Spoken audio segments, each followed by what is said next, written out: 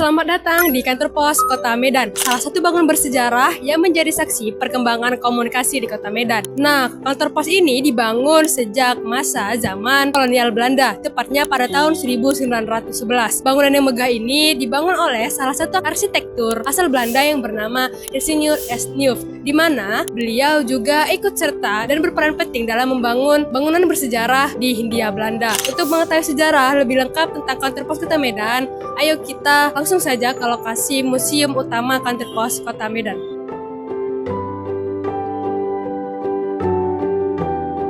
Nah, sekarang kita sudah tiba di lokasi utama Museum Kantor Pos Kota Medan, di mana museum ini sendiri berisikan sejarah serta barang-barang peninggalan dari zaman Hindia Belanda yang masih ada abadikan hingga detik ini. Salah satu contohnya adalah seperti di samping saya terdapat sepeda pos. Sepeda pos ini adalah transportasi yang digunakan untuk mengantar paket dan pesan di era abad ke-20-an Masehi. Selanjutnya kita ke sejarah pos Indonesia dulu, kini, dan nanti. Pada era pos-era kolonial, pada tahun 1746, pos kantor atau kantor pos pertama di Indonesia didirikan oleh Gubernur Jenderal Hindia Belanda ke-27, G.W. Baron van Inhofe di Batavia. Pada awal berdirinya, kantor pos hanya diisi oleh 2 orang posmister dan 2 orang kirana atau staf kantor. Kemudian, di tahun 1808 hingga 1811, Gubernur Jenderal Hindia Belanda ke-36, H.W. Douglas membuat The Grote Postweg atau jalan raya pos sepanjang 1000 km dari Anyer hingga Panarukan.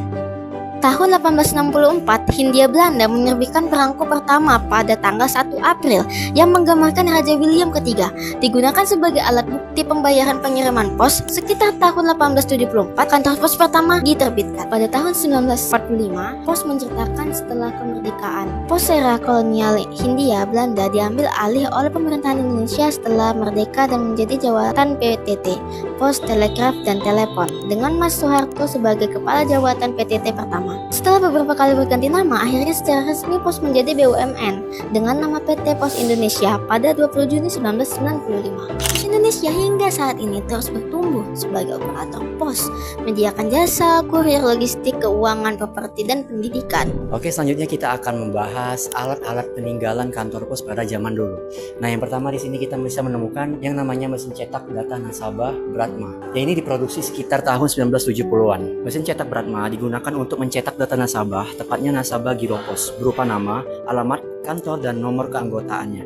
Hadirnya mesin ini mampu menghemat pekerjaan karyawan di organisasi yang besar seperti perbankan, serta kantor pos dan giro untuk mencetak atau merangkap data-data nasabah.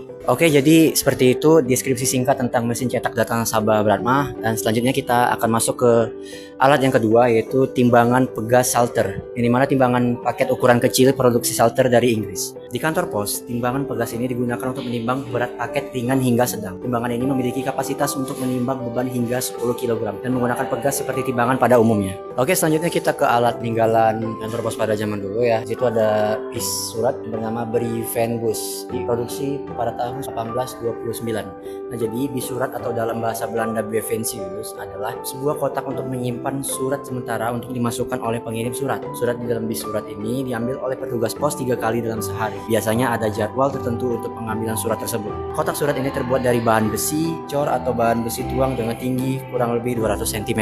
Oke, selanjutnya di sini saya akan membahas benda berikutnya. Jadi di samping saya ini ada alat bernama mesin perangko Satas. Jadi benda ini diproduksi oleh Satas pada tahun 1930 sampai 1940-an.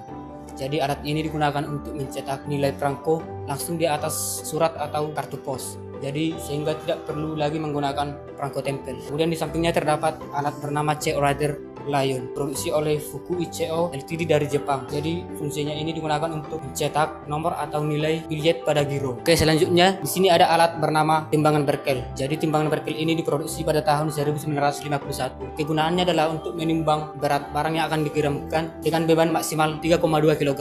Oke, selanjutnya di samping saya ini ada alat bernama timbangan pakai besar servo. Jadi alat ini digunakan untuk menimbang berat barang dengan beban hingga mencapai 100 kg. Oke, selanjutnya saya akan membahas, yaitu di samping saya itu adalah perangko-perangko bersejarah. Di sini ada 12 lambang serisio, yaitu tahun tikus, tahun kerbau, tahun kelinci, tahun naga, tahun ular, kambing, hewan, monyet, anjing, ayam, babi, dan kuda. Oke, di belakang saya ini yaitu adalah 150 tahun perangko di Indonesia. Desain perangko tersebut berupa gambar wajah Raja Willem III dari Belanda dengan nominal 10 sen dan tanpa proprasi. Oke, selanjutnya di samping saya ini adalah timbangan Toledo.